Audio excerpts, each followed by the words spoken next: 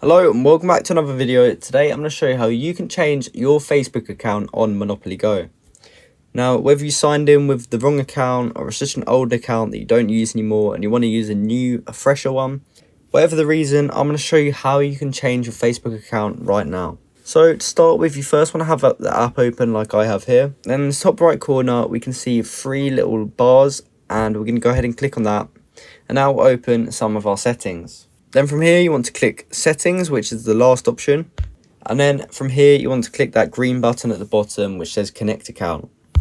So as you can see, I'm not actually connected with Facebook. I've got mine connected with Apple. However, if you have got yours connected with Facebook, where it says play with friends on mine, it will say disconnect on yours. So in order to actually disconnect so you can change Facebook accounts, you want to click that disconnect button and confirm you do actually want to disconnect, and then you just want to head over to Facebook and go in the settings over there.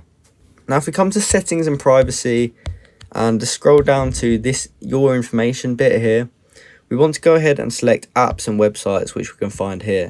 Now this will show us all of the apps that we have actually connected to our Facebook account, and if you used Facebook to sign into Monopoly Go, you will see this on here too.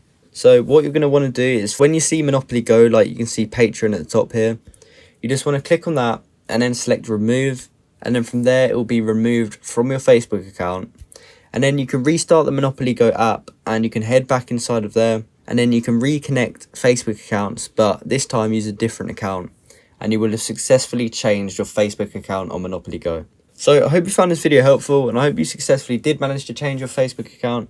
If you did, please comment down below to say that this video helped you out, and like and subscribe for more content like this. Thanks for watching.